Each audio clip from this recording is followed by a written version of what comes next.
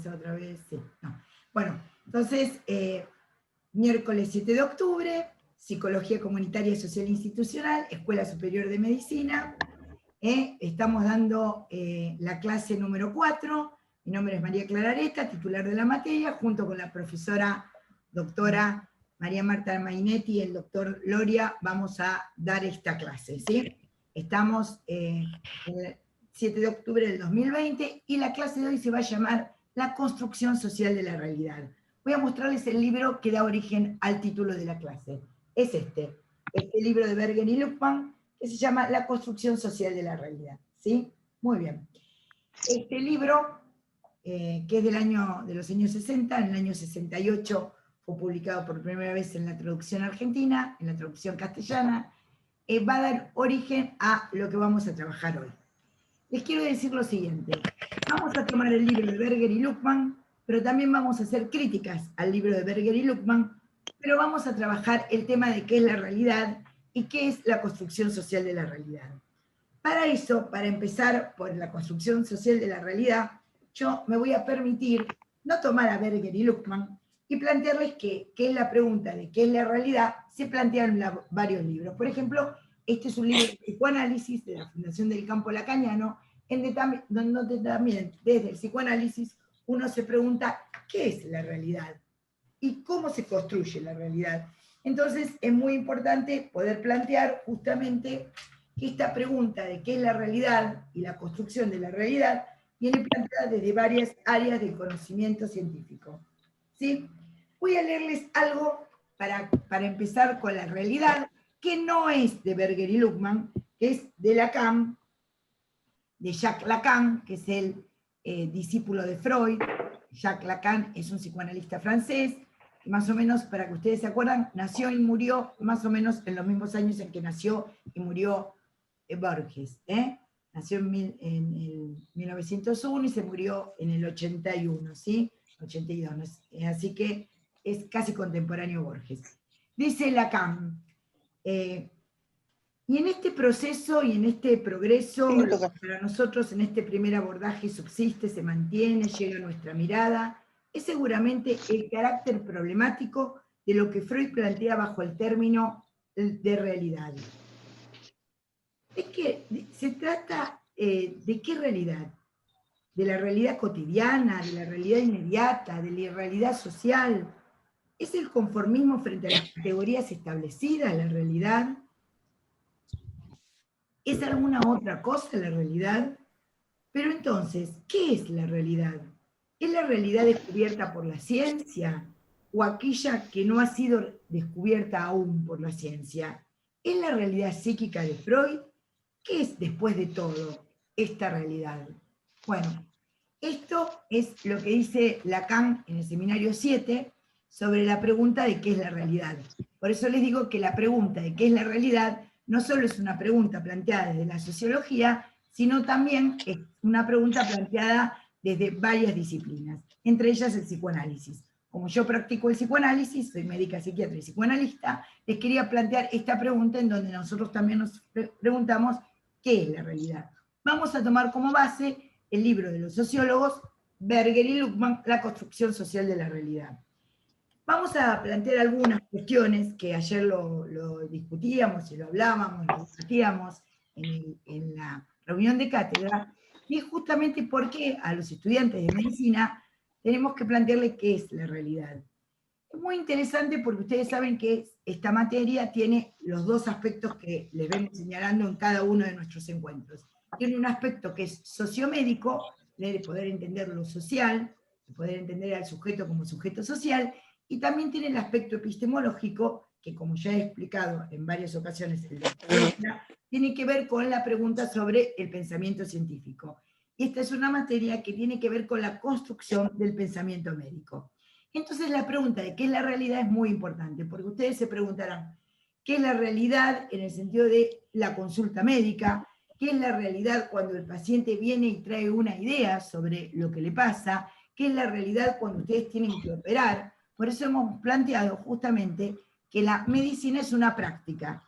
Es una práctica, es una praxis, implica que tenemos un simbólico que opera sobre un real.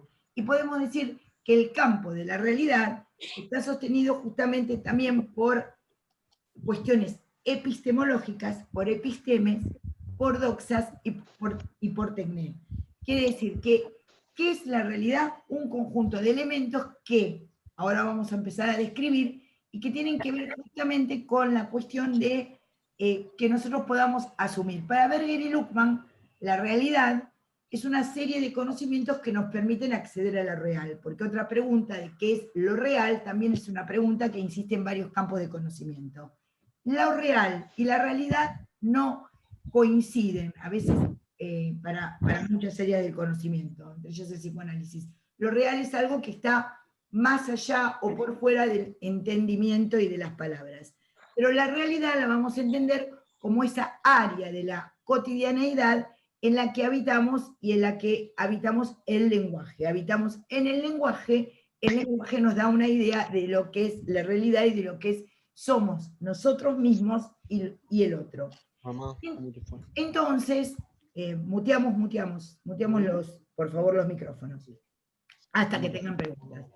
Entonces, ¿de qué es la construcción de la realidad? Lo vamos a ver en relación a cómo nos construimos nosotros como yo, cómo se construye el otro como otro, y cómo nos construimos en relación a lo social.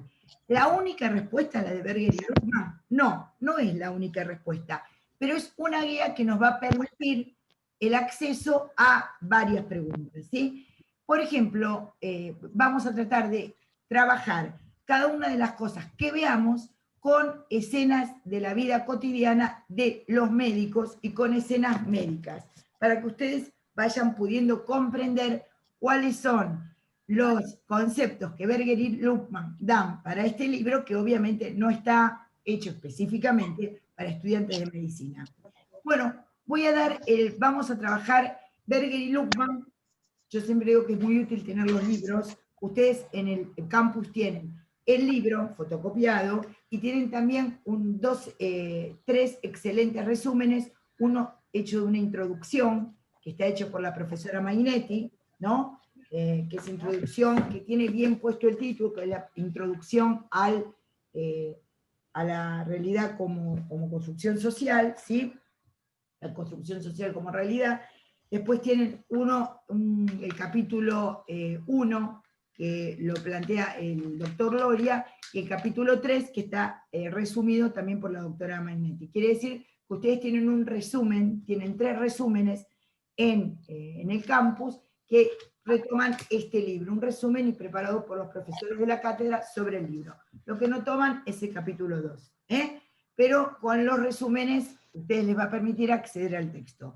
De todas maneras, es bueno volver al texto, que también lo tienen ahí. Esos resúmenes están en el campus, Yamila. En el campus están, si vos entrás para la clase de hoy, están puestos los PDF, los resúmenes, un PowerPoint. Hay varios insumos para la clase de hoy que ya estuvimos preparando durante la semana, ¿sí? Bueno, miren, Berger y Luckmann lo que plantean es, primero vamos a hacer un pequeño resumen, que también lo dice la profesora Mainetti. Berger se llamaba Peter Ludwig, como Beethoven, Berger, y fue un sociólogo y teólogo luterano, no es casualidad que sea luterano, si querés después lo ampliamos, estadounidense, que nació en 1929 y murió en 2017. Chicos, muteen los micrófonos, porque las cuestiones privadas de cada uno las pueden desarrollar mientras que yo esté dando clase, pero no necesitamos compartirlas. Es más, tenemos derecho a no compartir la privacidad de cada uno de ustedes. Podemos compartir lo que ustedes pueden decir en la clase y lo que la clase corresponde. Otras cuestiones tenemos derecho a no compartirlas, ¿sí? Así que... Profe, sí. profe, ¿no nos puede mutear usted como hizo la clase pasada? Más fácil. Sí, a ver, ¿cómo lo podría hacer? ¿En mute? A ver, speaker...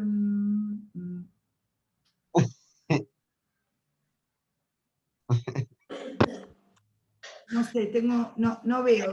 Está en, a ver...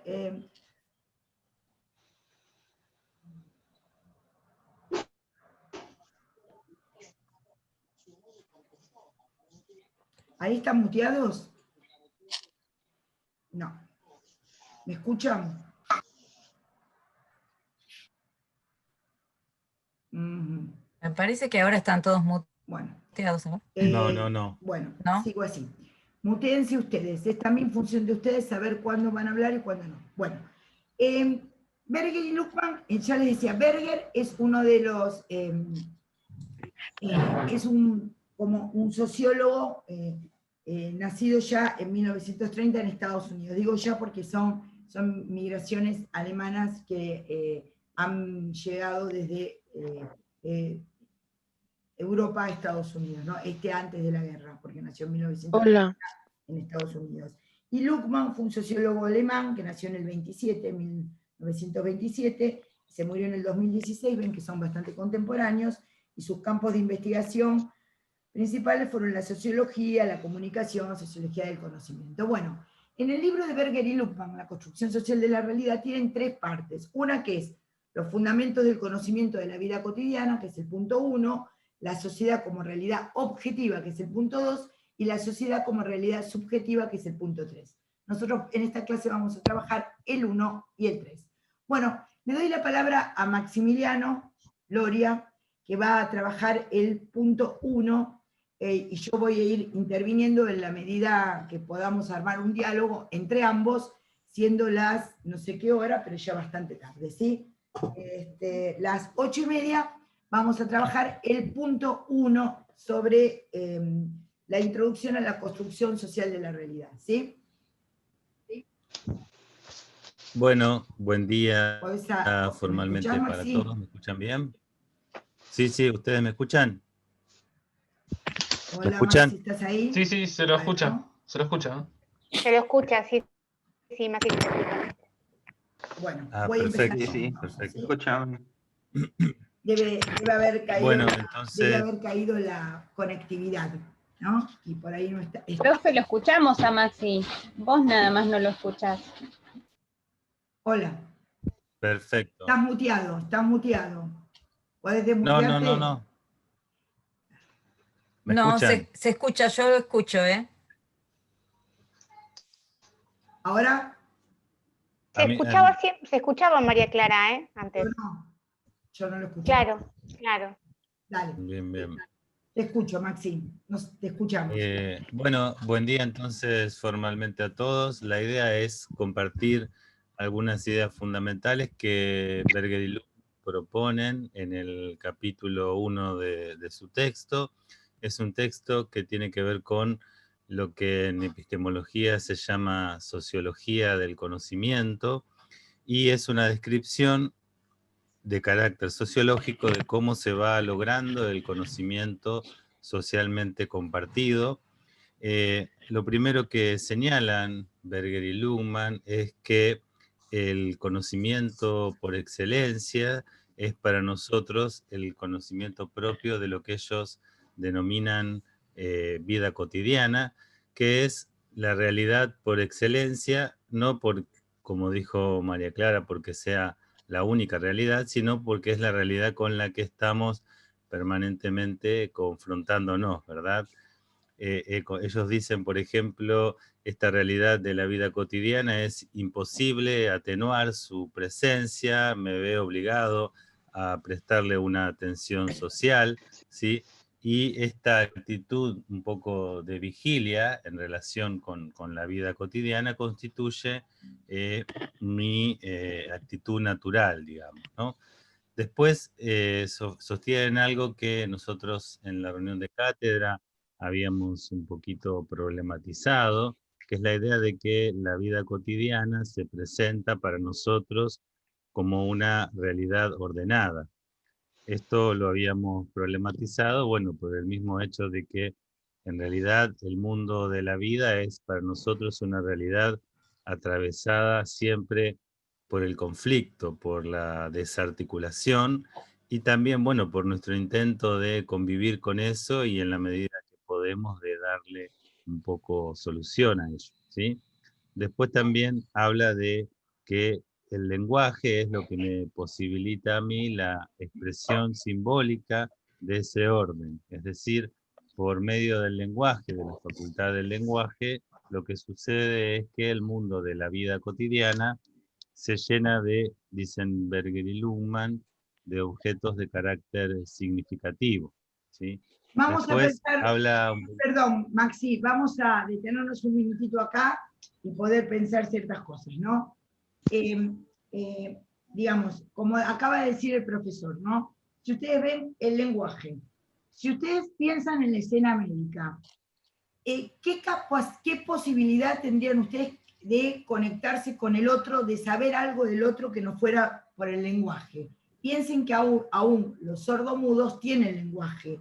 Quiere decir que no solamente el lenguaje es verbal, sino que hay una tendencia a evitar el lenguaje porque justamente aún, claro, el lenguaje corporal o el lenguaje escrito cuando no se puede, quiere decir que hay algo del orden de lo que nosotros sabemos por el otro, por lo que el otro intenta o dice, verbalizado en palabras o no. Entonces, ¿qué sabríamos nosotros del dolor del otro si el otro no puede expresar su dolor de diferente manera? Y que inclusive las expresiones corporales, lo vamos a ver luego en la clase número 5 o 6 con Susan Sontag, leemos, gracias al lenguaje, leemos las expresiones corporales.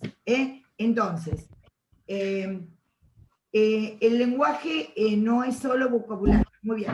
Por favor, les pido que muteen porque si ustedes no mutean los micrófonos, no graba a quien está hablando. Gracias. Muy bien. Entonces, les pido que tengan muteados los micrófonos mientras que damos la clase. Bueno, entonces, la dimensión de qué sabrían ustedes del dolor, qué sabrían ustedes de tienen tantos para atender en la guardia, si no entrara una madre y dijese, sabe doctora, porque vine, porque el nene lloró anoche. Entonces, ahí tienen ustedes, se les plantea una realidad. Esa realidad, ¿cómo se la plantean? Se la plantean desde el lenguaje, es decirle algo que sucedió. Ustedes no están en la escena de la noche, pero están en la escena del diálogo. Entonces, todo lo que tiene que ver con la anamnesis médica, con la pregunta médica, que ustedes saben que los buenos clínicos, ¿qué dicen? Los buenos clínicos dicen que el 80% de la consulta médica se resuelve y se entiende y se plantea en lo que es la entrevista. A veces se dice interrogatorio, queda un poquito policial, ¿no? Pero es, digamos, la pregunta por el síntoma. Por ejemplo, puede ir una persona diciendo, una persona que tiene antecedentes cardíacos, puede ir con un dolor un dolor precordial y entender todos que necesariamente, porque tuvo antecedentes, o yo que sé, hace un tiempo, es un dolor precordial, toman rápidamente el electro y por no escucharlo antes, no entienden que estuvo tomando antibióticos y ese dolor es gástrico. Entonces, no le preguntan qué están tomando, entonces uno podría decir, ¿cuál es la realidad que se establece? Rápidamente un paciente se convierte en un paciente, por ejemplo, cardíaco por sus antecedentes, o un paciente se convierte en qué problema está trayendo el paciente. Es necesario que se diga a partir de lo que ustedes entienden que tienen que preguntar y del espacio que tienen que constituir para que el paciente pueda hablar. Porque no solo se trata de preguntar, sino también de generar una escena, un espacio para que el paciente pueda hablar. Entonces, por ahí pueden llegar a generar como discursos errados y diagnósticos errados y tratamientos errados porque no pueden preguntar sobre la cotidianeidad del paciente, que por ahí les habla más lentamente, más inadecuadamente. Porque una de las cosas, y ahora sigue el doctor Loria, ¿no? Vida cotidiana, es pensar que este construccionismo que estamos planteando no es constructivismo, sino que se llama construcción. Por favor, muteemos los micrófonos, si no se nos apaga la cámara de los que estamos dando la clase. Bien.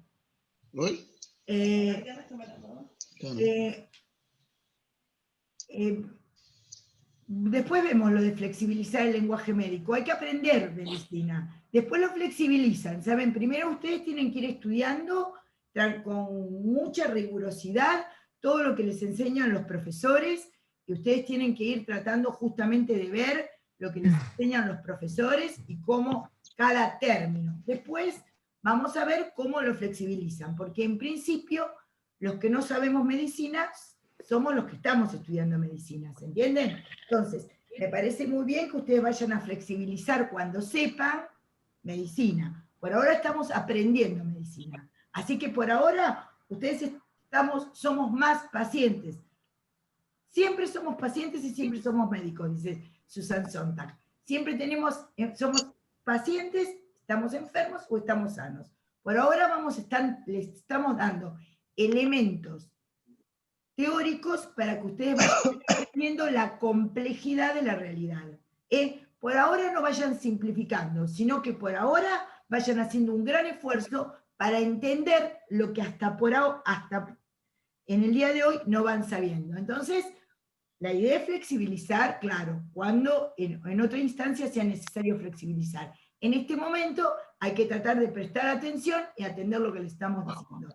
Entonces, el construccionismo no es el constructivismo, que esto lo preguntamos siempre, ¿no?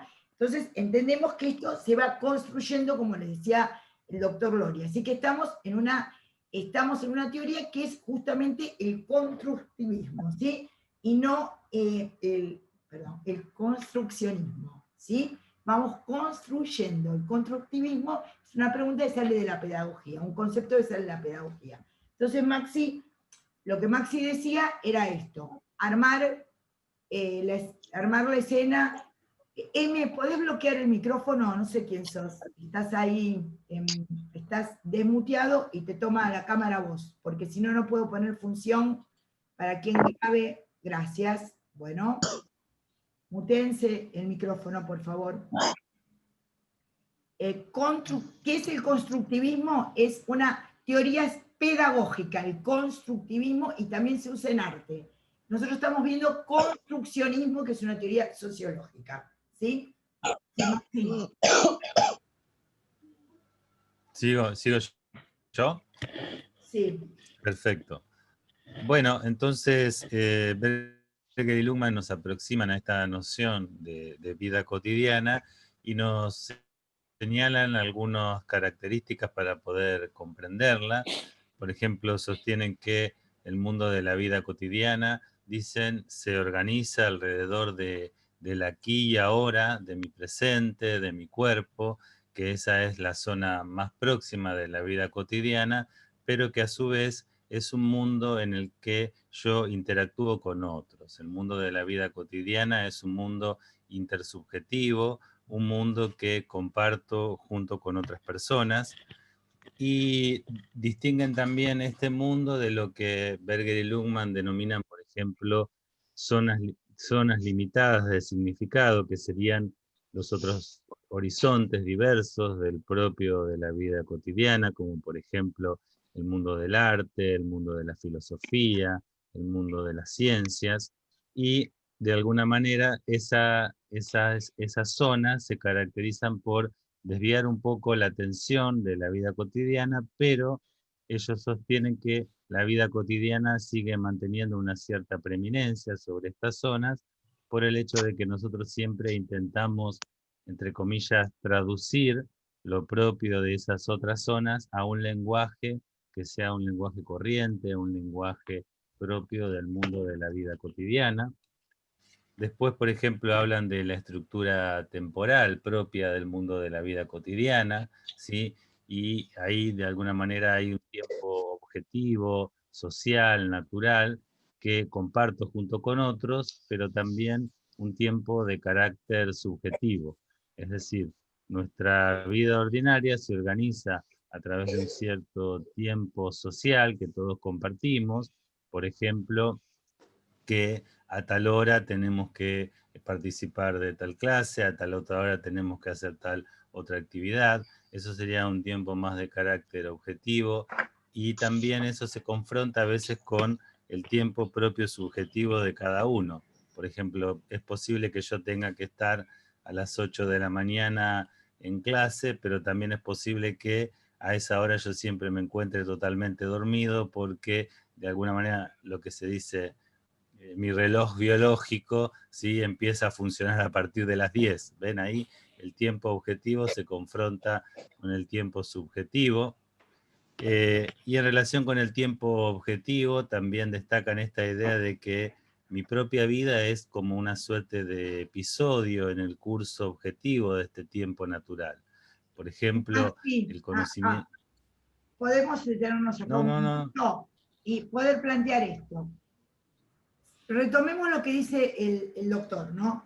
Si la vida cotidiana se presenta, ustedes lo tienen ahí en el texto, la vida cotidiana, como acaba de decir Maxi, se presenta como un mundo coherente, la vida cotidiana es lo que se da por establecido, la vida cotidiana es en estado de vigilia, dice Berger y Luckmann, es una realidad ordenada y objetivada, aprendo mediante el lenguaje, es el sentido común, se presenta como intersubjetivo, como una realidad establecida, como un campo semántico, ahora vamos a explicar eso. Quiere decir que la vida cotidiana es lo que tiene cierta continuidad. Entonces, cuando ustedes trabajen como médicos y en su vida cotidiana ahora, de estudiantes de medicina, ¿qué podemos aprender de la vida cotidiana que nos dice Berger y Luckmann? La enfermedad es una alteración de la vida cotidiana. Cuando el paciente cuando la persona rompe su cotidianeidad, rompe su levantarse temprano o levantarse tarde, rompe su tomar su cerveza, rompe, digamos, porque uno puede tener, porque la vida cotidiana no es la que les muestran en la tele y la vida cotidiana es la de que cada uno sabe, por ahí la vida cotidiana del que limpia y del que no limpia, la vida cotidiana es del que puede venir a la facultad porque puede romper con la gana de quedarse durmiendo y rascándose el traste, y trabaja y se levanta temprano y se pega una ducha, pese que al otro día tuvo un problema, y nos aguanta en la clase, y esa es la vida cotidiana. Está también la vida cotidiana del que no puede hacer eso, no puede justamente rescatarse del propio cansancio, de la propia... Entonces, la ruptura de la vida cotidiana es, y ahora lo podemos ver, la pandemia, con la cuarentena. Entonces, cuando hablamos de normalidad, ahora, actualmente, también estamos tomando el concepto de vida cotidiana. Quiere decir que el concepto actual de la vida cotidiana, si podés, por favor, me parece que María Luz, no sé qué, tiene otra foto, pero me parece que es esa. Si podés mutearte, te agradezco, porque si no te está filmando a vos, ¿sí? La vida cotidiana, como lo está describiendo el profesor, es lo que ahora se llama normalidad. Berger y Luckmann en el 68 lo planteaban como vida cotidiana, pero ahora vamos a acceder a una nueva normalidad. ¿Por qué? ¿Era normal en el 2017? ¿Era vida cotidiana que diéramos clase así como estamos dando? No, no era vida cotidiana. Nosotros ya filmábamos clases, pero no era vida cotidiana que nos comunicáramos así. En el 2020, ¿es vida cotidiana? Sí, es vida cotidiana el poder transmitirles esto en forma virtual. Entonces, los acontecimientos que la vida, aunque aparezca pareja, es despareja, ¿sí? Tiene rupturas, y entendemos vida cotidiana también a la disyunción. ¿Esto lo dice Berger y Luckmann? No, lo agregamos nosotros desde la clase. Desde la cátedra, ¿qué agregamos? Que vamos a entender la vida cotidiana como una sucesión de hechos en vigilia, normales, estables, coherentes, como dice Berger y Luckmann, intersubjetivos, bla, bla, bla, bla, bla, pero también hacemos una crítica desde la cátedra y decimos, la vida cotidiana también está hecha de sobresaltos y de disrupciones. Por ejemplo, esta vida cotidiana que tenemos, Claudio, se pueden ir muteando, muchachos, muteen los micrófonos, porque si no los graban el nombre de ustedes y no graban la clase. Bueno, el hecho es que la normalidad, tal como la entendemos hoy, cuando dicen vamos en busca de una nueva normalidad por el coronavirus, evidentemente tiene que ver con poder plantear, hay algo del orden de la normalidad que tiene que ver con la vida cotidiana. ¿Hoy lo llamaríamos vida cotidiana? No, hoy lo llamamos normalidad. ¿Se entiende? Entonces, esa normalidad es la misma hoy, 2020, que en el 2017, 2018 y 2019. No, tengo una amiga a la de mi edad, que es una señora grande, a la que le murieron ambos papás hace 2 meses. del coronavirus. Como ella dijo, me cuesta mucho entender la muerte de mis padres, no solo porque estaba lejos y no podía acceder a Buenos Aires, ella vive en Bariloche, sino porque se murieron ambos de una enfermedad que hace 2 meses yo no conocía que existía. Entonces, aunque Berger y Luckmann, tal como les plantea el doctor, plantea la normalidad, la vida cotidiana como la vida cotidiana como lo coherente, lo que se da, lo que está en juego, esa vida cotidiana hoy la podemos tomar como lo que es la normalidad. Ustedes entienden que este es un aporte de la cátedra, no lo dice el libro de Berger y Luckmann, pero ustedes tienen que formular esto. Los libros de medicina muchas veces le van a traer explicaciones de cuestiones que no se dan exactamente tal como ustedes las ven. Ustedes las van a tener que actualizar, tornar vigentes. Bueno, hoy tornamos vigente el concepto de vida cotidiana por el concepto de normalidad. Y la normalidad del 2020 no es la normalidad del 2017. Cuando empezamos la cátedra con María Marta no teníamos esta realidad, teníamos otra realidad. Nuestra vida cotidiana era otra. Ahora nuestra vida cotidiana es esta, estar hablando por Zoom. ¿Se entendió el concepto de vida cotidiana? Entonces, a partir de la experiencia de la enfermedad, rompe la vida cotidiana. Y es eso lo que ustedes ven en la alteración del paciente. El paciente, miren, hasta a veces no es una enfermedad, es un episodio del cuerpo. Por ejemplo, puede ser un parto. Cuando nace el bebé, la idea del embarazo, del nacimiento de un chico, lo que hace es que se cambie la idea. Y también tendríamos que ver qué es la normalidad, así como... Claro, la normalidad es uno de los nombres que podemos entender actualizando a Berger y Luckmann. ¿Se entiende lo que digo, no? Actualizando a Berger y Luckmann, podríamos hacer una homologación entre vida cotidiana y la normalidad como un término actual de hoy. Bueno, seguimos y vemos cómo la vida cotidiana del que sufre es rota por la enfermedad, ¿sí? Bueno, sigue... Profe, disculpa, pero ustedes no pueden mutear a todos porque se ve que hay chicos o que no entienden o que no saben cómo hacerlo. ¿Qué pasa? Pará, el tema...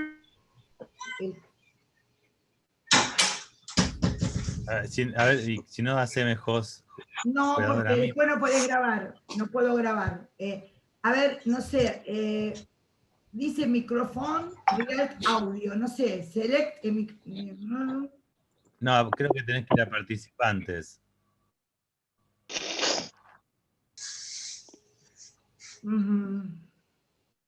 Y ahí donde está el microfonito... No, no tengo microfonito. Pero mutearlos uno a uno. Mute all, ahí está. Ya está. Sí, y ahora vos, ¿cómo te desmuteo? No, cada uno se puede desmutear. Bueno, cuando... Ya me desmuteé. Bueno, ahí sí. Perfecto. Ahí sí. Gracias.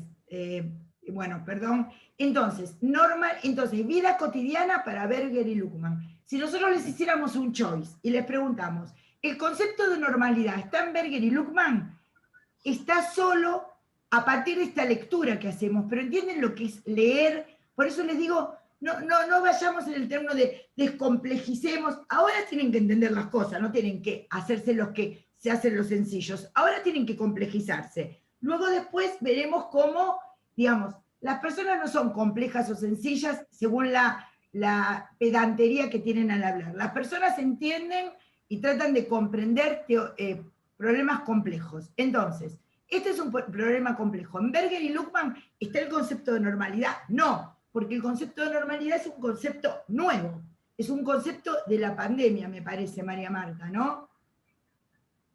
Sí, tomo también algo que acá pone Melina, que me parece interesante para comentar, que dice, pero nuestra vida cotidiana con nuestros hábitos también podrían llevarnos a la enfermedad.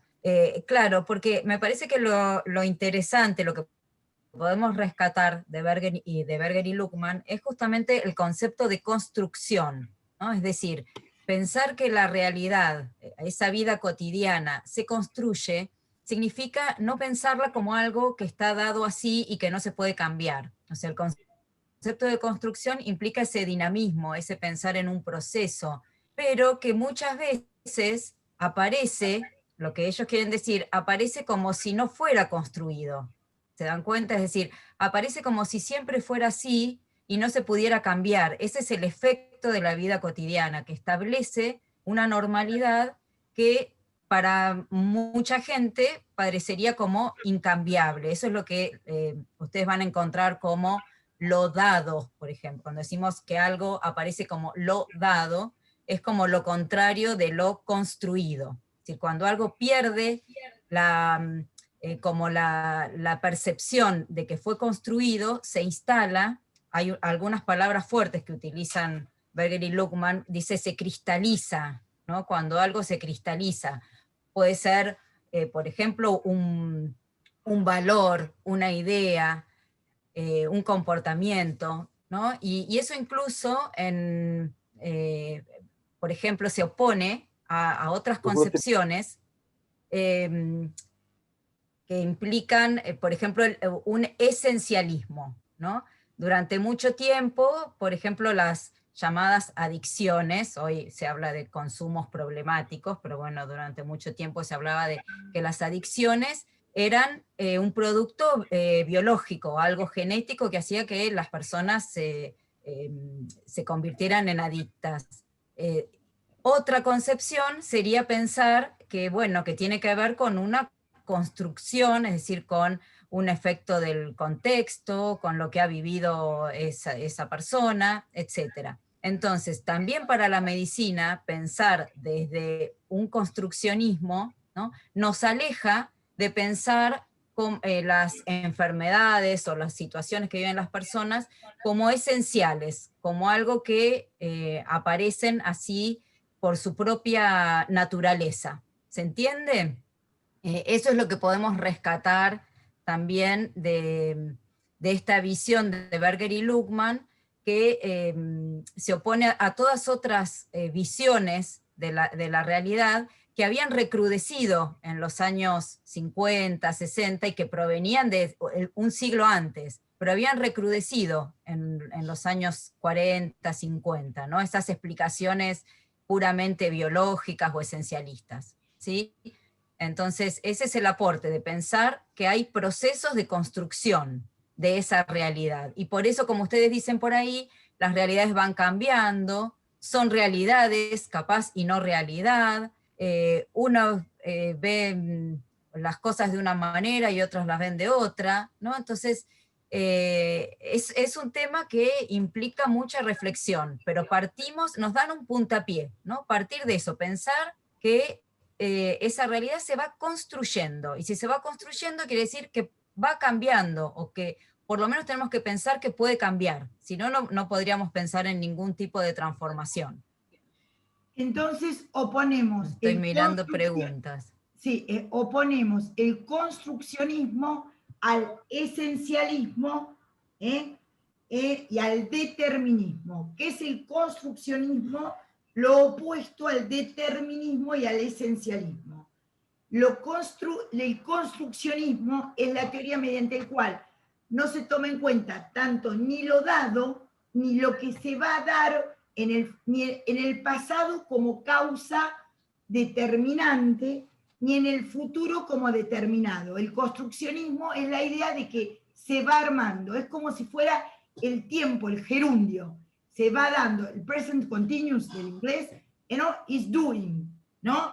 Ni se dio, y por eso va a ser causa, ni tengo el futuro predicho, y por eso es meta, ¿se entiende? Entonces, el construccionismo es ir armando, ni tengo la causa en lo biológico, en el pasado, entonces el construccionismo no es determinismo, ni es esencialismo, ni tampoco plantea un futuro determinado, por eso tampoco es un determinismo en el futuro. ¿Se entendió el concepto? Entonces, es el present continuous, es lo de estar haciendo ahora. Lo digo porque hemos aprendido todo gramática en inglés para tomar un modelo nada más. Es lo que se está haciendo, lo que produce. Y entonces la vida cotidiana está construida, armada de esas variables de las que les habló tanto el doctor Loria como la doctora Magnetti. Sí, Maxi, seguimos en relación al construccionismo. No, a mí me parece que, sí, me parece también hacer un énfasis en el hecho de que hay una suerte de relación de diálogo, una relación dialéctica entre lo dado y lo que nosotros vamos un poco construyendo a partir de lo dado, porque si no también a veces por ahí suele tender a pensarse que la construcción de la realidad es algo meramente arbitrario, ¿no? Digamos, es decir, yo construyo simplemente lo que tengo ganas de lo que la realidad sea, digamos, ¿no? Hay una, me parece a mí, una relación dialéctica entre algo dado, algo que socialmente vamos poniendo, también aparece por momentos ahí, digamos, la originalidad de un sujeto determinado que se convierte en paradigma para otros y influye más en esa transformación o lidera determinados cambios. Acá se van mezclando cuestiones sociológicas, políticas, obviamente un montón de cosas, ¿no? Pero me parece que la idea de lo dialéctico es algo que enriquece. Sí, Maxi, está muy bien. Por ahí yo lo puse justamente. A ver, ¿cómo se podría decir cuando yo planteé lo del present continuous en el sentido, se podría plantear esto? La clase pasada hablamos de que una teoría, cuando intenta explicar algo y le intenta explicar de una manera muy clara, muy concisa, a veces cae en reduccionismos.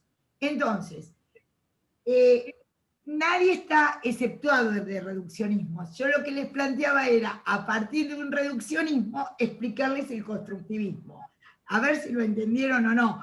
Digamos, en cambio, el profesor lo que dice es, no caigamos en el reduccionismo en el que puede transformarse el construccionismo. ¿Entendieron, che? Es muy correcto y riguroso, pero son ideas nuevas para ustedes, ¿entiende? A ver si tienen alguna idea de... Hay algo que sale mucho acá en los comentarios, aparece mucho la palabra ruptura, y ruptura justamente tiene que ver con cambios, con transformaciones, con romper, justamente con eso que está establecido. Pero hay otro concepto que aparece mucho en el texto, que es pensar en una construcción que es colectiva, o sea, esa construcción de la realidad no es individual. Por eso, si alguien dice, bueno, yo voy a cambiar la realidad, bueno, está bárbaro, pero seguramente solo no va a poder cambiar todo, necesita unirse a otros y lleva un tiempo instalar nuevas ideas, nuevos comportamientos. Por lo tanto, esas rupturas no son individuales, sino en realidad, de acuerdo a lo que Berger y Luckmann piensan, son colectivas, ¿no? Eso es importante, porque sí, muchas veces queremos cambiar la realidad. Nadia Catuoño dice no entendí. No podemos. Vamos a... ¿Cómo? Nadia Catuoño dice no entendí nada, lo pueden explicar otra vez. Entonces, yo tampoco entendí. Bueno, muy bien. Vamos otra vez. El construccionismo es una posición que se opone a los esencialismos o determinismos. Toma más en cuenta, digamos, lo que puede variarse, lo que puede establecerse, la variabilidad en la que podemos ser nosotros sujetos de cambio. Eso es lo que toma básicamente el construccionismo como una posibilidad, digamos, esta es la teoría de que no viene lo dado, lo establecido, sino que podemos cambiar lo dado o establecido. Cuando yo fui tan potente en la definición de construccionismo como lo de una presentificación, quizás porque justamente a veces se explica algo en su extremo para que puedan entenderlo. Entonces, en su extremo, siempre los extremos de las definiciones o de lo que estamos hablando caen en reduccionismos. Entonces, el construccionismo es una teoría que habla justamente de que, como les explicó tanto María Marta como Maxi, hay una relación dialéctica entre el pasado y el futuro, pero lo que subraya el construccionismo es la posibilidad de establecer como un cambio y que no está lo dado como lo fundamental. Eso es el construccionismo. Si nosotros profundizamos de una manera exagerada o reducimos todo un construccionismo, no somos dialécticos, nos explicó el doctor Gloria, en el sentido de que está lo dado, lo que podemos variar y lo que se va a dar como un futuro. Entonces hay una relación dialéctica entre lo que somos. Por ejemplo, obviamente, vamos a dar un ejemplo. Obviamente, si yo ahora, que tengo 64 años, les digo que quiero presentarme para Reina del Mar, comentarios, por favor, ja, ja, ja, ja, ja, vamos, chicos, ríanse, y es la... No puede ser, porque uno dice, no, vamos, profe, gracias, muchas gracias. Entonces lo que está, muy bien, muy bien, muy bien, ¿ven cómo entienden la causa? Rápidamente entendieron. Entonces, ¿por qué? Porque yo soy sujeto también de mi pasado, quiere decir, yo nací en una determinada clase, tengo determinado físico, pude haber hecho de mí otra cosa, pude haber mejorado o no, podría haber estado para Harvard y estoy en Mar del Plata, pero vengo de un lugar, tengo con mi pasado, como planteó el doctor Gloria, tengo con mi pasado una relación dialéctica, no corto con mi pasado, no soy solo mi presente. El construccionismo justamente lo que permite es plantear esto, que no está lo dado, se va armando, se va estipulando. Entonces, uno también es, de alguna manera es esclavo de su realidad física, de su realidad de contexto, de su realidad... sí, el construccionismo, dice Rocío Franco, no mira el pasado y no mira tanto, el pasado, te voy a decir esto, todo es complejo, el pasado también está acomodado, no está acomodado, está según como uno lo vea. Yo puedo decir, hago del pasado lecturas, y eso también es hacer construccionismo, porque el pasado tampoco es una realidad objetiva dada, es un relato sobre el pasado. Habrá peronistas y antiperonistas. ¿Cuál es el pasado? ¿Cuál es la historia? Como dice Lacan, el relato sobre el pasado es la historia. Entonces, el pasado también se va construyendo. Lo que les dijeron los profesores de historia es una construcción sobre el pasado. Entonces, esto es lo que les estamos mostrando, esta cuestión de entender. Hay otra pregunta que dice qué es lo real y la realidad. Eso es un poquito más difícil de explicar, pero yo lo voy a tomar, voy a tratar de explicarlo de la mejor manera. Pero entonces, uno es, dueño de poder modificar algunas cosas, pero si uno es diabético, insulino resistente, es una cosa. Si uno es insulino requiriente, es otra. Entonces, una persona que se tiene que inyectar insulina, uno que le va a decir, no, el cambio está en sus manos. Con que usted piense que no se va a tener que inyectar más. No. Va a poder vivir mejor, si hace una vida sana, pero también si nosotros entendemos que es todo un dolor tener que inyectarse insulina diariamente, cuando la mayoría de nosotros no nos inyectamos insulina diariamente. Entonces, o por ejemplo los que vayan a trabajar con discapacidad. No, porque usted tuvo una ACV, pero igual tiene que moverse. Me acuerdo de una paciente en psicoterapia, en psicoanálisis, que se dedicaba a la rehabilitación, y que ella dijo que en su propio psicoanálisis justamente aprendió a ver que por ahí era mucho más exigente con los pacientes, y que se ponía mucho más milica con los pacientes, y que a partir de su tratamiento entendió que, bueno, hay que ver lo que se puede modificar. Entonces, el hecho de que vengamos con una realidad orgánica, que vengamos con una realidad cromosómica, que vengamos con una realidad social, con una determinada clase social, son determinantes. No es que el construccionismo no los toma, lo que pasa es que también es un relato de eso, ¿me entienden? No está lo dado como si fuera... La historia no es que somos... la historia es una lectura del pasado. Eso es la historia, ¿sí? Entonces, ¿cuál es la realidad? ¿Puedo aportar algo para...? Sí, claro. Voy a retomar muchas preguntas que surgieron, y es normal que por ahí se pierdan de el general de lo que estamos hablando, porque alguien por ahí preguntaba bueno, pero ¿qué es el construccionismo? Volvemos al principio. Construccionismo es una teoría, una posición teórica, que entiende que todo conocimiento se construye, ¿sí? ¿Hasta ahí vamos? Bien.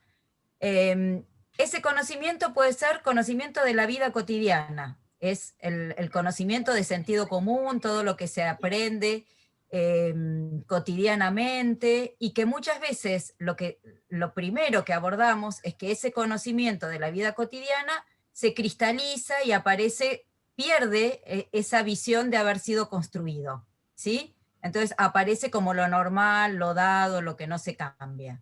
Pero vamos entendiendo que la realidad se construye, ¿no? Entonces, por eso aparece el tema de las rupturas, de los cambios. Berger y Luhmann empiezan a hablar de distintos procesos, y en un momento dicen como que se construye un orden social, ¿no? Ese es un concepto bastante antiguo, ¿no? De entender como que la realidad implica un orden, algo que está equilibrado, que no cambia fácilmente.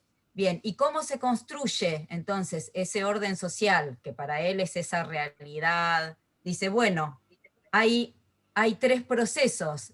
Dice, por un lado, un proceso subjetivo, que es la internalización, lo que aprendemos cuando ni bien nacemos, ni bien llegamos al mundo, internalizamos todo lo que ya está construido, ¿sí? Lo que está construido lo absorbemos, pero después también somos partícipes de esa construcción. Entonces, además de haberlo internalizado, externalizamos. Ese es el capítulo que no leemos, que está ahí entre medio.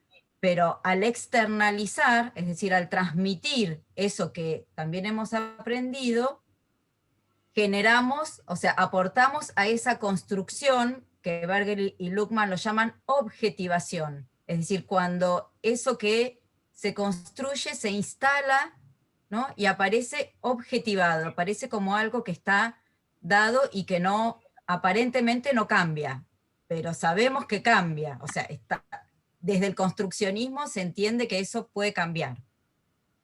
Por ahí hacían algunas preguntas de, bueno, por ejemplo, con la identidad de género. No sé, anoche entre nosotros charlábamos, por ejemplo, una situación. Hace 14 años más o menos, 14, 15 años, hubo una ley que legalizó la contracepción quirúrgica. ¿Ustedes saben qué es la contracepción quirúrgica? Es, por ejemplo, la ligadura tubaria, ¿no? Cuando puede ser la ligadura tubaria o la vasectomía. Es decir, son intervenciones quirúrgicas que impiden la concepción, ¿sí? En la mujer se llama ligadura tubaria y en el hombre vasectomía. Bien, eso hasta hace 15 años no se podía hacer, no era legal.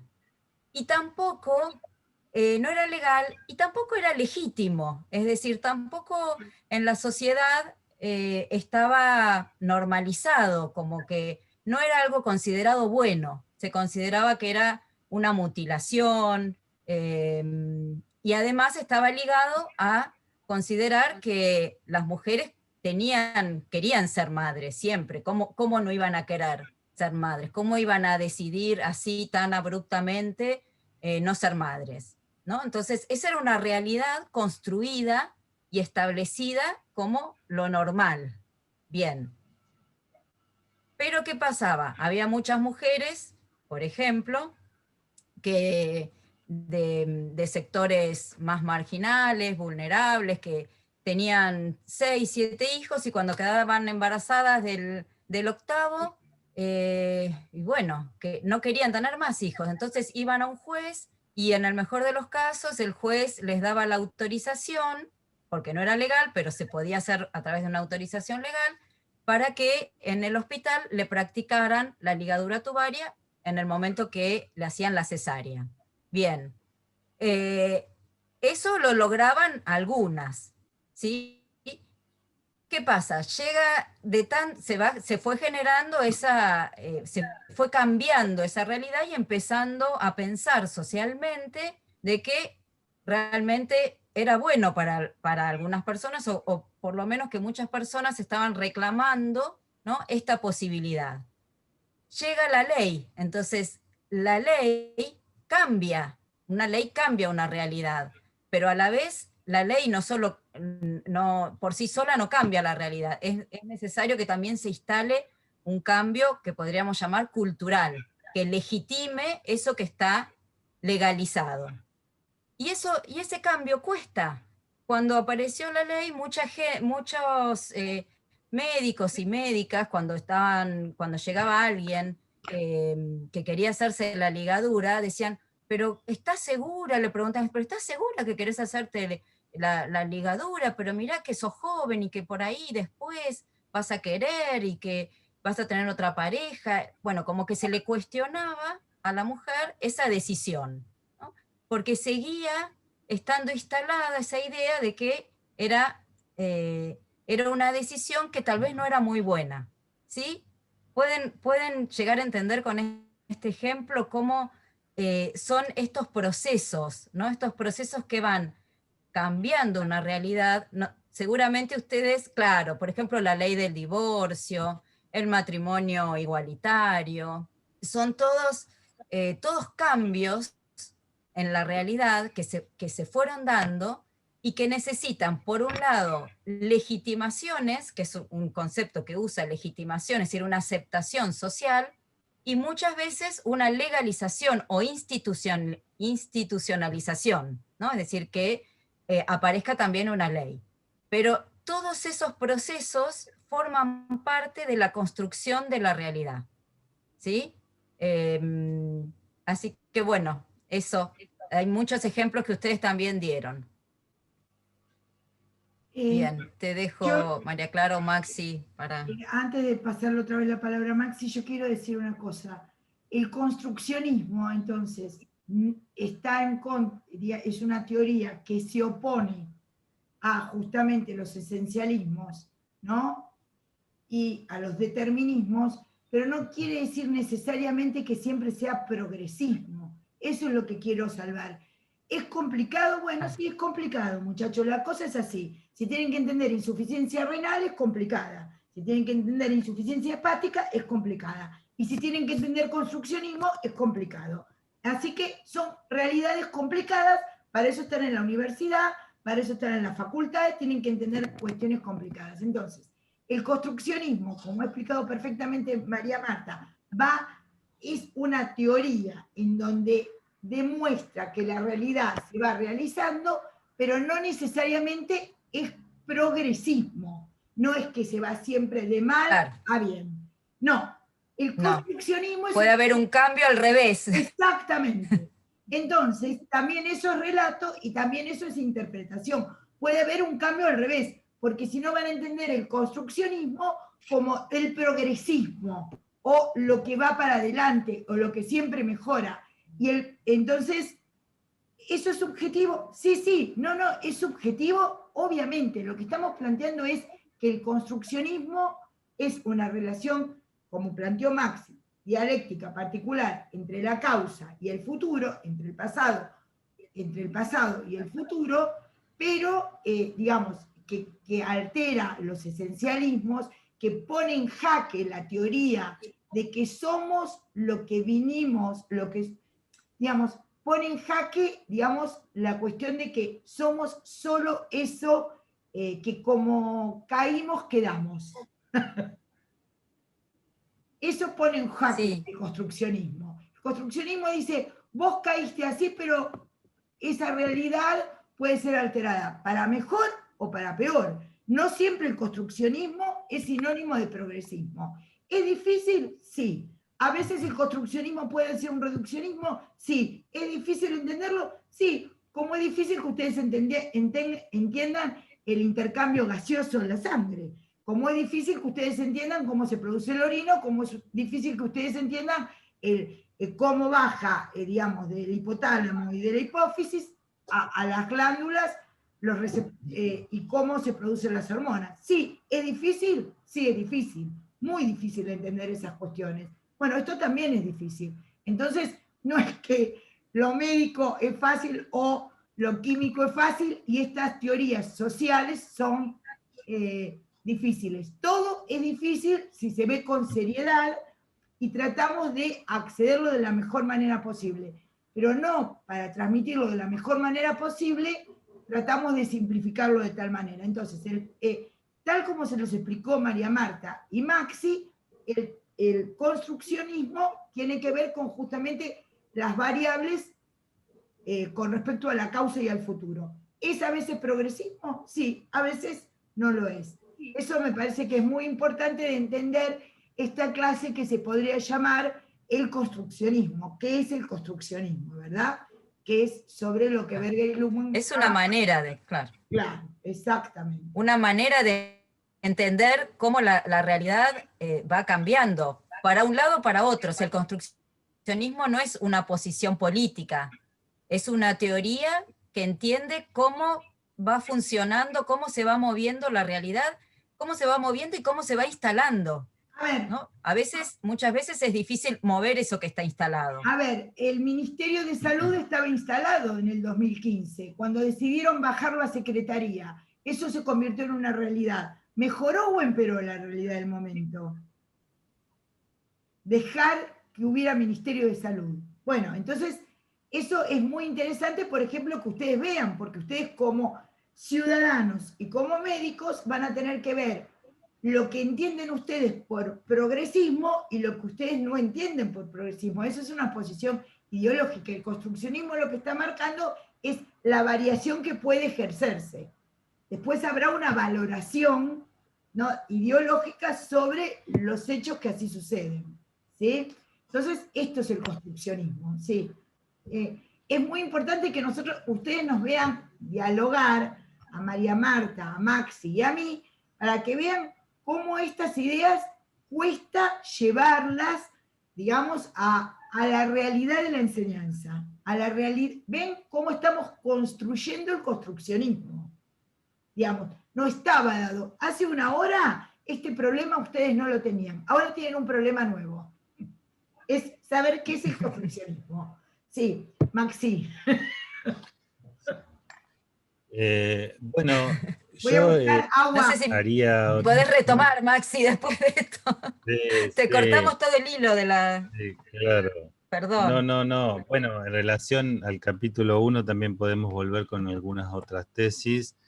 Yo haría hincapié sobre todo en el hecho de que tanto el conocimiento que guía la vida cotidiana como el conocimiento propio de otras esferas de significado, como es el ámbito de la práctica científica, del arte, de la filosofía, es construido también en el sentido de que nunca es algo de uno solo, digamos, sino que siempre la riqueza es fruto del intercambio de posiciones, que la riqueza es fruto del intercambio de perspectivas, de miradas, y ahí es también donde se va construyendo el saber que guía la vida cotidiana y otras prácticas.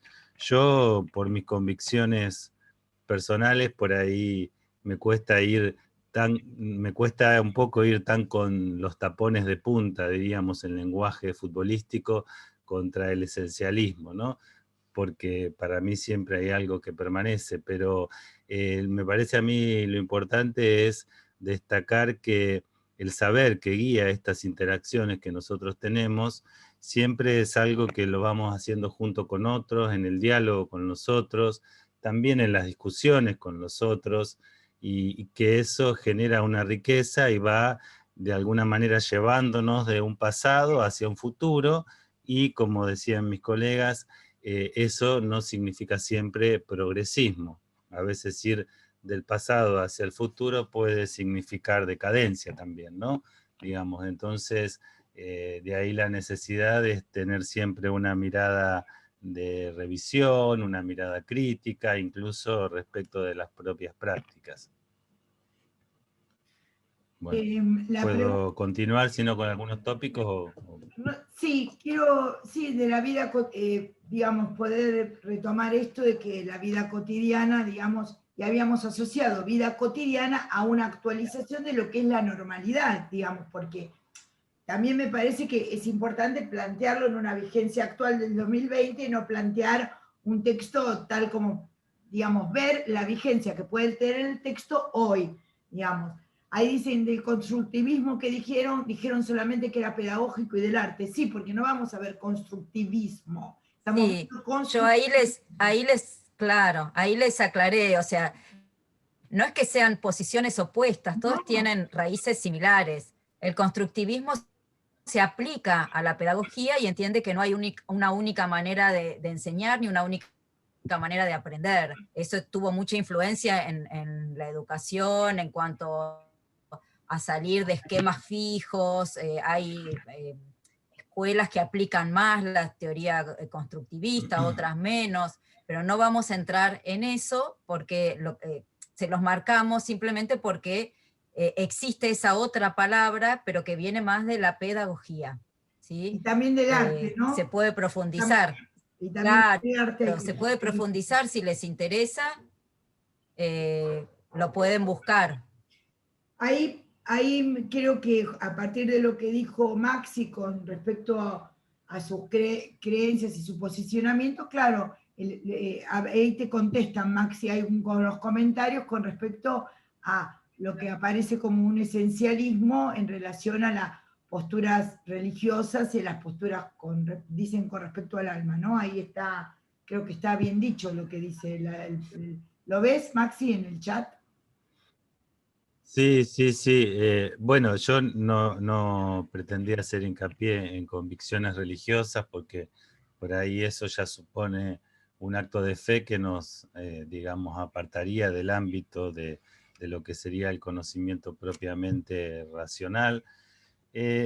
No, yo lo que quiero decir es que me parece a mí que en el construccionismo lo que me parece interesante destacar es el hecho de que el saber que guía tanto la vida cotidiana como nuestras otras áreas de significación es algo que lo vamos realizando entre todos, y me parece que hay una tensión dialéctica entre algo dado y algo hacia lo que queremos llegar, digamos.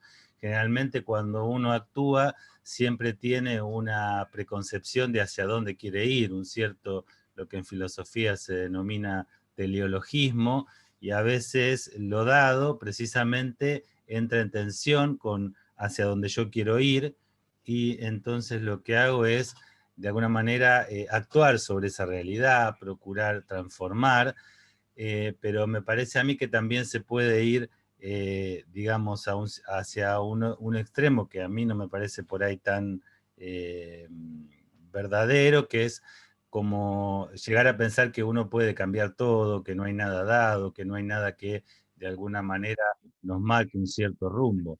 Eso ahí ya tiene que ver con opciones personales, digamos. Me parece a mí que, que cada uno, digamos, se para en un cierto lugar, en una cierta, digamos, fundamento a partir del cual va construyendo todo su pensamiento.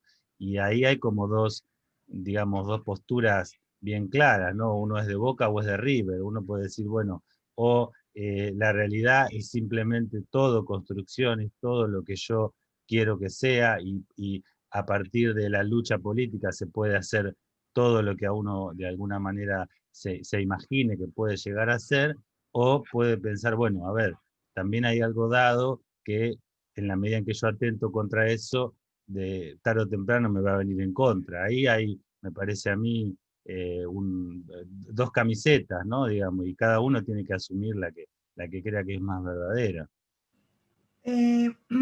Quiero decir que Berger y Luckmann, para darle la palabra a María Marta Mainetti, quiero decir que Berger y Luckmann, que escribieron este libro en 1966, que escribieron este libro de la construcción social de la realidad y que estamos viendo como qué es el construccionismo a partir de ellos, justamente no tenían posiciones muy progresistas ni muy modernas. Como dijo ayer María Marta en la reunión de cátedra, son autores bastante conservadores, porque ustedes piensen que en 1966 estaba Foucault escribiendo, estaba Lacan escribiendo, Sartre, estábamos a punto de que se produjera el mayo del 68 en París, digamos, había una efervescencia social, una efervescencia cultural, una efervescencia obrera en las calles, una conjunción de lo que se va a producir en mayo del 66, pero era una plena efervescencia, digamos, en Europa y en Estados Unidos. Piensen en el hipismo, los Beatles, en Inglaterra, en Estados Unidos, piensen en Woodstock. ¿En qué año fue Woodstock? Bueno, piensen todo lo revolucionario, los movimientos en contra de la guerra de Vietnam, todo eso estaba pasando, mientras que ellos escribieron el construccionismo en este libro que es bastante conservador. Entonces, uno puede decir, uy, qué difícil, cuántas contradicciones. Por eso les digo, y sí, claro, todo lo que uno trata de aprender con seriedad ve ciertas contradicciones, ve ciertas dificultades. Entonces, este libro es bastante conservador dentro de lo que eran las teorías del momento. No sé, María Marta, si habla del construccionismo, pero al mismo tiempo plantea una realidad coherente, una realidad sin ruptura, una vida cotidiana en vigilia, no considera elementos del psicoanálisis, no considera elementos algunos del estructuralismo, pero plantea esto. Entonces, fíjense que en realidad justamente esto corresponde a un pensamiento complejo, un pensamiento que implica circunstancias que queremos transmitirles. María Marta, no sé si querés seguir vos con respecto a, ¿no? ¿Entendimos entonces qué es vida cotidiana, qué es construccionismo? Sí. Bien, sí, por supuesto, adhiero a esto que decía María Clara, y también el hecho de que además hay palabras que se rescatan, que ya las hemos mencionado, o sea, dijimos, bueno, construccionismo implica pensar en que existe un cambio, más allá de que a veces se instalan, ustedes por acá preguntan por el chat si normal, normalidad, es lo mismo realidad, son todas palabras que tienen mucha relación, porque lo que nos hacen pensar, Berger y Luckmann, más allá de lo que ellos ponen específicamente en el texto, pero nos hacen pensar que existe digamos, un proceso, que es otra palabra que utilizan, ¿no?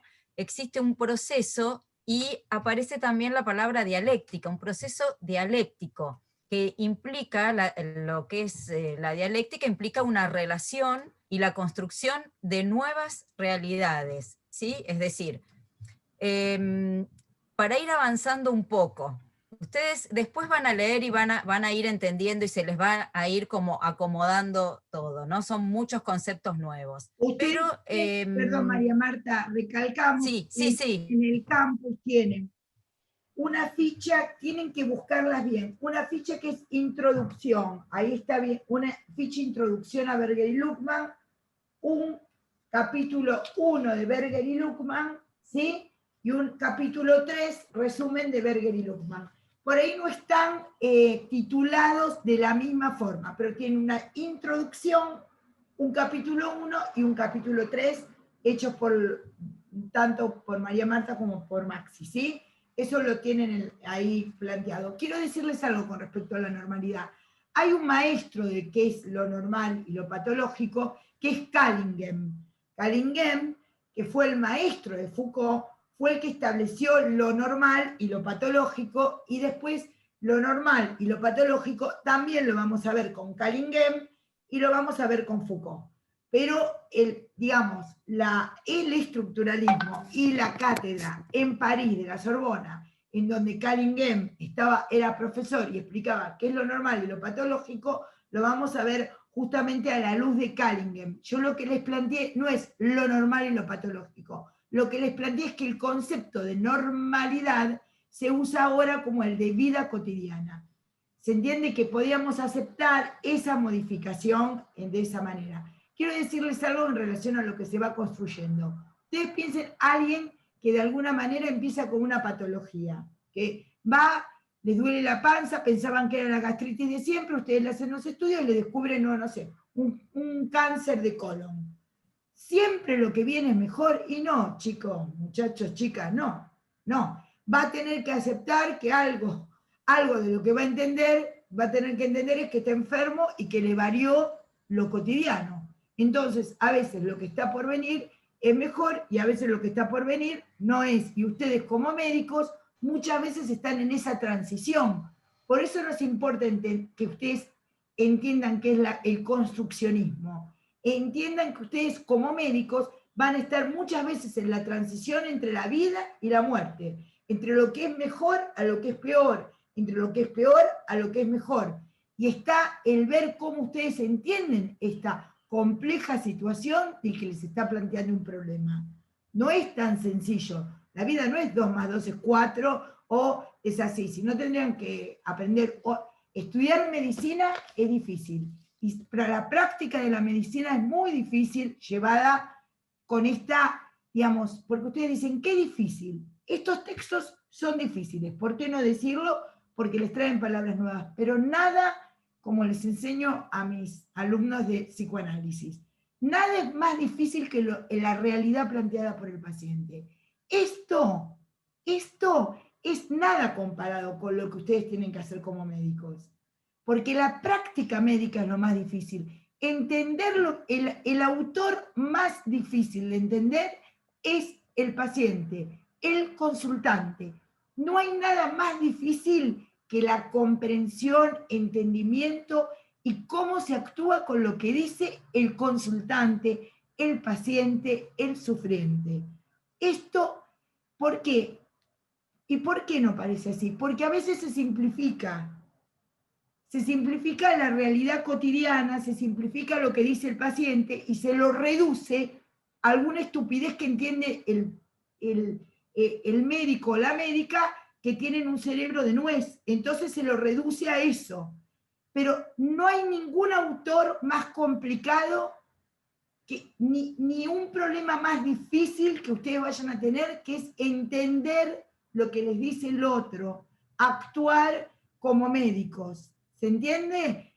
Actuar como dice, entender lo que dice el paciente. No hay autor más difícil que el paciente. Así que presten atención, porque esto comparado con la práctica médica es muy sencillo, porque lo que les dice el paciente cuando viene a plantearles que por ahí no tiene agua, que por ahí no entiende cómo referirles un dolor, que por ahí no entiende cómo explicarles que en realidad estuvieron internados, pero no saben el diagnóstico que tuvieron. Todo eso es mucho más difícil de entender que esto que les estamos diciendo.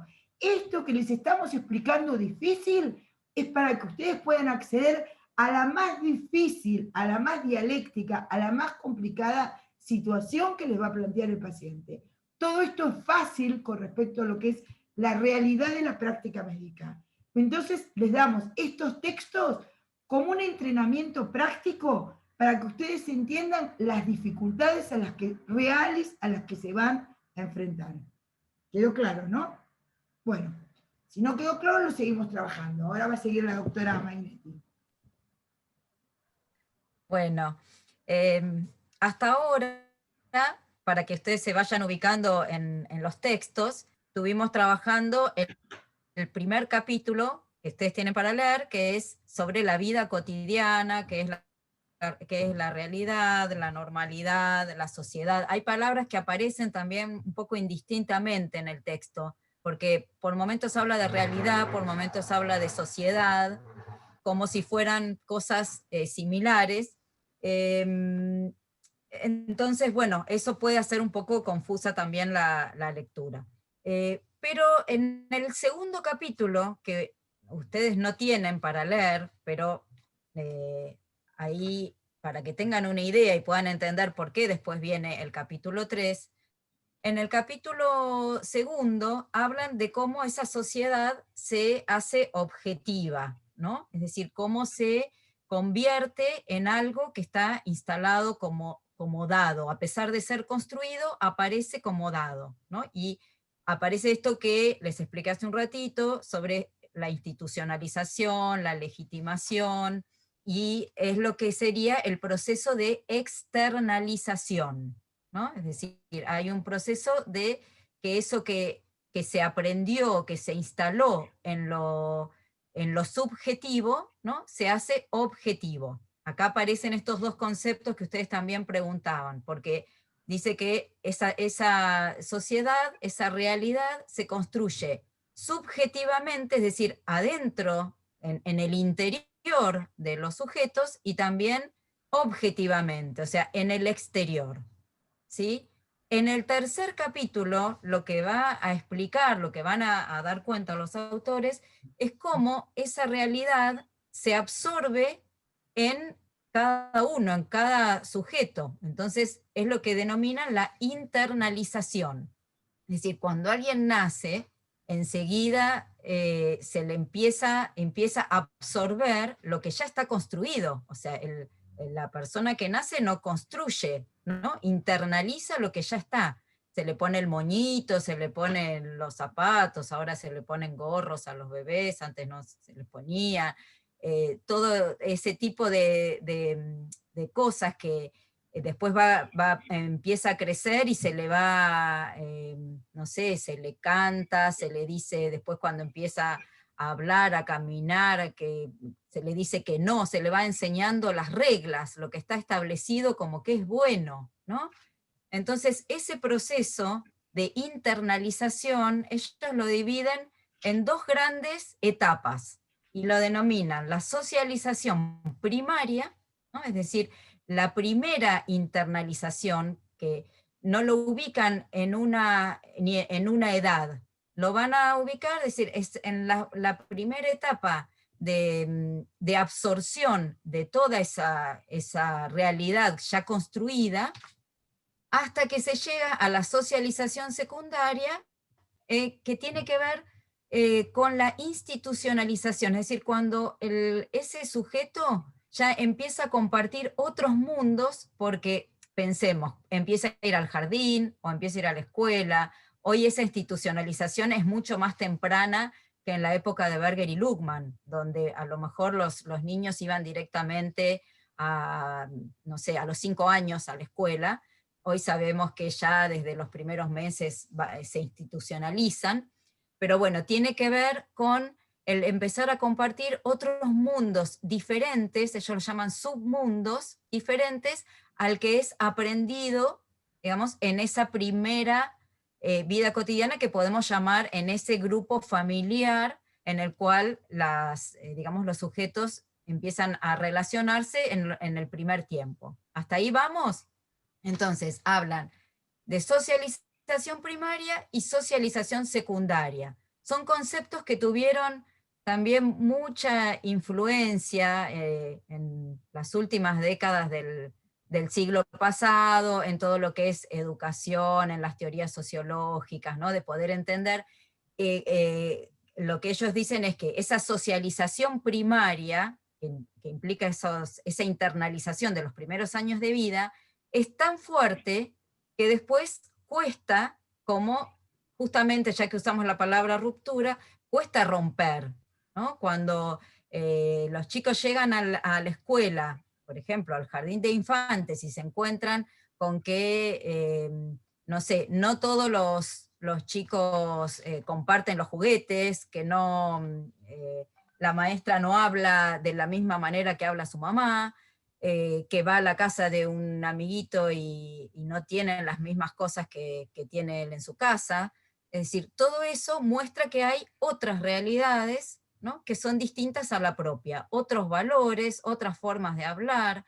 Bien, ese es el primer contacto, digamos, con esa socialización secundaria, que hace que eso propio que está instalado como lo normal, lo único, ¿no? Se contrapone a otros mundos. Y acá hay algo que ahora le dejo a María Clara, cuando dicen ellos que ese proceso de socialización primaria se da en una total identificación, ¿no? En una total identificación con, digamos, el entorno. Piensen en un niño con su madre, su padre, sus hermanos más grandes, ¿no? Con una total identificación, y por lo tanto como que se absorbe directamente, sin ningún conflicto, ¿no? Y eso es algo que, bueno, María Clara siempre nos comenta que no es la única manera de entender esa socialización, ¿no? Dicen que tienen otra clase. Los que tienen otra clase se retiran, los que se quedan, damos 10 minutitos más, voy terminando y vamos a ver si la próxima clase retomamos alguno de estos temas o pasamos al próximo tema. Quiero plantearles esto. La vida es una película a la que uno entra ya cuando ya empezó. Antes había cine. Ahora nosotros tenemos la posibilidad de rebobinar y empezar a ver la serie desde el capítulo 1. Pero la vida antes no era así. La vida, cuando uno entra, ya empezó la película. Entonces uno no sabe ni quién es el bueno, ni quién es el malo, se perdió algún detalle. Tiene que ir captando y uno dice, la puta que lo parió, pero ¿cómo es bueno, es malo? ¿Cómo este es el amante, el otro es el asesino? Así uno entra a la vida, lo tiran al cine de la vida con la película empezada. Y eso es la realidad que uno ve. A partir de esa realidad que se fue construyendo como una película, uno empieza con la vida empezada, con la película empezada. Y uno entra, vieron que hay algunas preguntas que hacen los niños, cómo yo no estaba en ese momento en que sacaron tal foto, en el momento en que estaba tal, dónde estaba yo, dónde no estaba en el cine de la vida todavía, ¿no? Entonces, para el pie de la foto en Instagram. Bueno, entonces uno puede decir que la vida, la vida ya empezó y uno entra en mitad de la película o en mitad de la serie. Tiene que empezar a ver desde el capítulo 6. Entenderlo como sea. No quiero ver el capítulo 1, no hay capítulo 1. Tenés que empezar desde el 6 a entender la película. Bueno, eso es lo que les explica María Marta, que Berger y Luc, yo lo estoy parafraseando, estoy dando un ejemplo. Uno empieza por el capítulo 6, 7, la vida, ¿me entienden? Y la historia ya viene, pero uno entiende el capítulo 6 como el capítulo 1, porque uno no empezó desde el capítulo. Ay, ¿sabés qué? Yo entendí. Bueno, mira, no vas a entender, la abuela no es la abuela, no era la abuela. Pues hay entonces, ¿cómo? No era una señora que se casó. Ay, eso me hizo cambiar la historia, claro, porque no la entendías de esa manera. Entonces, el tema es que la identificación y la socialización primaria se hace con conflicto. Ustedes todavía no vieron bomba de sodio y potasio para transformación, ¿vieron sodio y potasio? Yo estoy mirando Dark. Bueno, es una manera de entender esto. La identificación uno la hace con problemas, la hace con conflicto, porque la vida cotidiana es con problemas.